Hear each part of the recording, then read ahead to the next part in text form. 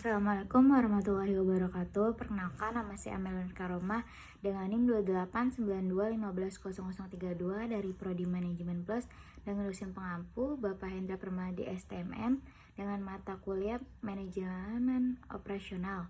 Di sini saya ingin menjelaskan materi tentang strategi sumber daya manusia. Di sini ada menciptakan sumber daya manusia dengan keunggulan bersaing. Arabian Airlines dengan menggunakan komputer monitor yang dipandu oleh pramugari secara sopan dan baik untuk melayani penumpang selama perjalanan, di mana setiap penumpang dapat memonitorkan setiap wilayah atau kota yang dilalui rute dengan komputer yang ada di hadapan tiap-tiap penumpang, sehingga penumpang dapat memonitor mereka berada saat itu. Dengan pemberdayaan pramugari seperti ini menjadi daya tarik sendiri untuk memberikan kepuasan bagi pelanggan-pelanggan dan merupakan keunggulan bagi Arabian Airlines di dalam merebut segmen pasar penerbangan untuk rute Asia Tenggara ke Eropa. Singapore Airlines dengan layanan pramugari yang sangat familiar kepada penumpangnya dengan cara dapat dalam waktu singkat mempelajari latar belakang para penumpang, sehingga setiap penumpang eksklusif kelas yang jumlahnya lebih kurang 5-10% dari semua penumpang dapat dihafal dengan baik nama-nama kecil para penumpang tersebut, dan sesuatu yang menurut pramugari belum serasi langsung dibenahi dengan cara antusias sehingga mereka merasa puas selama dalam penerbangan. Salah satu cara ini menjadi Singapore Airlines sangat populer bagi pelanggan-pelanggannya.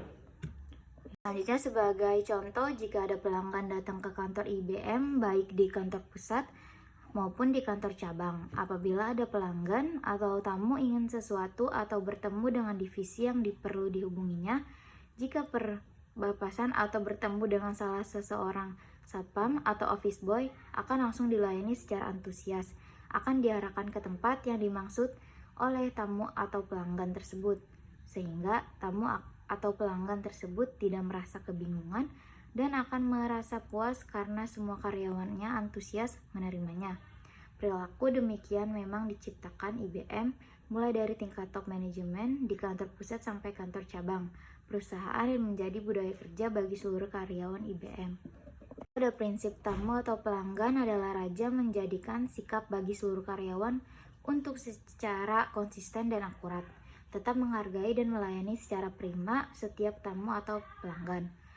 Strategi sumber daya manusia dapat menjadi keunggulan bagi suatu perusahaan di dalam mempertahankan segmen pelayanannya dan merebut segmen pasar yang baru. Strategi ini dapat dilaksanakan apabila dapat memanfaatkan batasan-batasan yang dapat di dalam pengembangannya, antara lain dengan strategi produk, strategi proses, strategi perbedaan individu, strategi layout, strategi lokasi, dan penjadwalan kerja. Semua strategi itu akan sangat tergantung pada strategi rekrutmen dan pengembangan sumber daya manusia. Lalu ada peranan tenaga kerja. Peranan tenaga kerja sangat menentukan di dalam proses operasi suatu perusahaan, sehingga diperlukan perencanaan sumber daya manusia yang baik dan akurat. Perencanaan sumber daya manusia dibuat untuk dapat mengatasi masalah-masalah yang menyangkut antara lain. Yang pertama, ada menjaga stabilitas karyawan. Stabilitas kerja karyawan sangat perlu dijaga karena akan menentukan kelangsungan operasional perusahaan. Apabila tingkat berhenti dan masuknya karyawan tinggi, kemungkinan kontribusi proses konversi dapat terganggu, disertai makin tinggi biaya untuk rekrutmen dan pelatihan bagi karyawan-karyawan baru. Mengantisipasi stabilitas karyawan sangat perlu diketahui kebutuhan tenaga kerja dan memperhitungkan. Yang pertama ada pembayaran tenaga kerja, yang kedua asuransi tenaga kerja, yang ketiga besarnya premi upah yang merupakan ukuran bagi tenaga kerja dapat meningkatkan kinerja kerja yang merupakan variable cost. Yang kedua ada penjadwalan kerja atau scheduling. Di Indonesia dan Australia, jam kerja 5 hari kerja terdiri dari 8 jam per hari sampai dengan di Australia. Artinya, standar waktu kerja 8 jam per hari termaksud 1 jam untuk beristirahat merupakan waktu jam kerja minimal yang berlaku secara umum di Indonesia ataupun Australia. Secara manajemen sumber daya manusia, penjadwalan kerja terdapat beberapa pendekatan berikut ini. Waktu bebas atau flight time merupakan sistem kerja dengan penentuan batas waktu bagi karyawan untuk menyelesaikan tugasnya. Sebagai contoh, karyawan bagian produksi diberi batas waktu 1 minggu untuk menyelesaikan target produksi. Misalnya 1000 unit barang, tidak dipersoalkan apakah karyawan harus bekerja secara lembur atau 3 shift per hari, atau hanya dikerjakan dalam waktu 5 hari saja.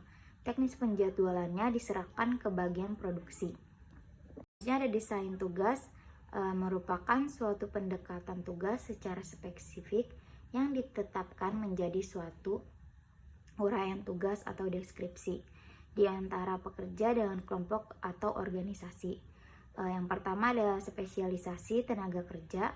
Spesialisasi tenaga kerja merupakan pembagian tugas secara khusus atau spesial yang dapat dilakukan dengan mengembangkan keterampilan karyawan, mengurangi kerugian waktu sebagai akibat keanggaran karyawan untuk melakukan peralihan tugas, serta pelatihan untuk menggunakan peralatan secara spesial atau khusus. Lalu yang kedua, mengembangkan tugas pengembangan tugas karyawan dilakukan untuk dapat mengantisipasi perubahan permintaan atau produk atau jasa dari pelanggan. Perubahan permintaan konsumen dapat menjadi perubahan secara total atau sebagai sistem konversi, sehingga akan mengubah dan mengembangkan tugas karyawan yang ada di dalam sistem konversi, antara lain dengan cara memperluas tugas karyawan, melakukan mutasi tugas karyawan, memperkaya tugas karyawan, disertai dengan pemberdayaan karyawan. Yang ketiga, faktor psikolog dalam desain tugas. Karakteristik tugas mempunyai komponen psikologis. Yang pertama, kemampuan yang bervariasi atau skill variasi, sehingga pekerja harus disesuaikan dengan karakter, kemampuan, dan bakat karyawan. Yang kedua ada pengenalan tugas atau job identitas. Yang ketiga ada signifikasi tugas. Yang keempat ada memberi kebebasan dalam kreasi tugas. Yang kelima ada umpan balik. Lalu yang keenam ada evaluasi performa secara periodik untuk mengetahui kemajuan dan kinerja karyawan, baik untuk kepentingan karyawan maupun untuk kepentingan organisasi. Yang keempat ada kepercayaan diri di dalam kelompok kerja. Kepercayaan diri di dalam kelompok kerja merupakan proses pemberdayaan karyawan untuk dapat bekerja sama di dalam kelompok, di dalam kesatuan target, hubungan antara spesialisasi, perluasan tugas, pengayaan tugas, dan pemberdayaan karyawan, serta percaya diri karyawan di dalam kelompok. Selanjutnya ada motivasi dan sistem insentif. Di samping komponen psikologis yang perlu diperhatikan di dalam pengembangan karyawan adalah faktor psikologis lainnya, seperti kepuasan kerja karyawan dan motivasi kerja perlu dipelajari agar dapat memaksimalkan produktivitas karyawan. Faktor-faktor tersebut antara lain bonus, pembagian laba, dan keuntungan perusahaan, serta dasar dari penetapan sistem insentif. Bonus atau reward merupakan sistem imbalan uang dan biasanya diberikan secara tunai atau deposito yang diberikan kepada karyawan di dalam organisasi. Pembagian laba atau profit sharing merupakan sistem yang mengatur bagian dari laba perusahaan yang dibagikan kepada karyawan, biasanya dikaitkan dengan pencapaian target yang ditetapkan organisasi.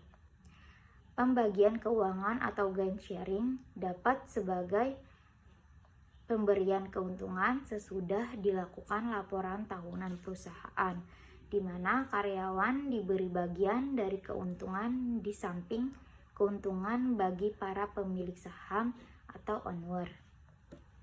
Sistem insentif merupakan sistem yang diketahui oleh karyawan bahwa dengan peningkatan produktivitas individu maupun kelompok akan memperoleh sejumlah insentif berdasarkan sistem insentif yang ada. Penetapan sistem kompensasi merupakan dasar bagi karyawan untuk mengetahui porsi kompensasi atau pembayaran yang akan diterimanya apabila karyawan di dalam melakukan tugas disertai kemampuan dan pengetahuan yang baik menyelesaikan tugasnya. Lalu ada metode analisis dan studi kerja. Diagram alir kerja atau flow diagram menggunakan gambaran-gambaran untuk menganalisasi penggerakan manusia dan bahan atau material, sehingga dapat didesain alir kerja yang paling efisien dan paling aman. Ada kartu prosedur kerja atau process card, merupakan grafik yang menguraikan kegiatan dan sinkronisasinya pada setiap langkah prosedur kerja, sehingga akan dapat dianalisasi setiap langkah-langkah tersebut apakah sudah dapat menghasilkan efisiensi dan kualitas kerja. Lalu kerja aktivitas atau activity card yang berisi alur kegiatan beserta peralatan yang dipergunakan, disertai kombinasi pemakaian, mesin, dan peralatan dari operator atau karyawan. Yang selanjutnya, kartu operasional atau operation card yang menggambarkan bagian-bagian kegiatan yang digambarkan apa yang dilakukan dengan tangan kiri dan tangan kanan. Lalu ada visualisasi tempat kerja. Visualisasi tempat kerja merupakan langkah yang paling baik untuk melakukan monitoring karyawan di tempat kerja, sekaligus untuk menganalisis situasi di tempat kerja apakah sudah memadai atau masih dapat lebih ditingkatkan. Tujuannya untuk meningkatkan komunikasi antara karyawan atau karyawan dengan atasannya dan karyawan dengan peralatan yang ada.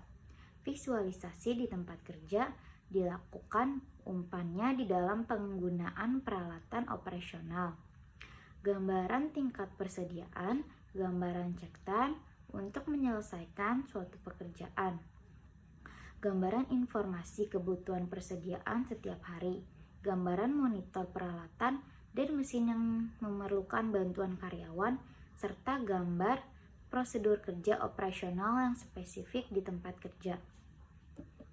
Ada standar tenaga kerja labor standards. Standar tenaga kerja digunakan untuk tujuan yang pertama ada mengevaluasi pelaksanaan tugas dalam pekerjaan karyawan, serta pemanfaatan fasilitas operasional. Lalu yang kedua untuk membuat forecasting, perencanaan, dan pengawasan. Lalu ada pengukuran kerja atau work measurement. Pengukuran kerja merupakan penentuan tingkat dan kualitas karyawan yang langsung terlibat di dalam sistem konversi. Pertama-tama ditentukan standar waktu kerja karyawan berdasarkan data kemampuan rata-rata kerja karyawan yang pada umumnya dilakukan dengan cara mengadakan sampel pengamatan. Sampel tersebut terdiri dari sejumlah karyawan dengan tingkat keterampilan yang berbeda. Kemudian tingkat output yang diperoleh masing-masing diukur dari hasil pengukuran itu diperoleh rata-rata kemampuan kerja mereka. Menetapkan standar waktu karyawan atau labor standard dapat dilakukan melalui teknik pengukuran kerja dengan beberapa macam pendekatan. Yang pertama, pendekatan dengan mengabaikan formalitas pada usaha jasa pada umumnya bersifat padat karya. Standar karyawan diukur dengan teknik ini, dengan demikian gaji atau upah tidak didasarkan atas efektivitas kerja. Lalu yang kedua, pendekatan data historis. Teknik ini menganggap bahwa apa yang sudah dilaksanakan adalah normal. Jadi standar karyawan ditetapkan atas dasar data pelaksanaan yang sudah dilakukan. Yang ketiga ada pendekatan waktu langsung. Pada umumnya teknik ini disebut studi waktu atau stopwatch dan alat yang digunakan adalah stopwatch. Lalu yang keempat, ada pendekatan sampai kerja. Teknik ini dapat menggunakan metode Tippett yang diperkenalkan tahun 1934, di mana Malone merupakan orang pertama yang menggunakan metode ini di Inggris dan menyebutnya rasio penundaan. Sejak 1952, metode tersebut berkembang pesat, khususnya di Amerika dan negara-negara industri maju yang ada sekarang. Dasar-dasar teknik ini menggunakan metode statik dalam menentukan proporsi dan besarnya sampel. Sekian presentasi dari saya, kurang lebihnya mohon maaf. Wabillahi taufiq wal hidayah. Wassalamualaikum warahmatullahi wabarakatuh.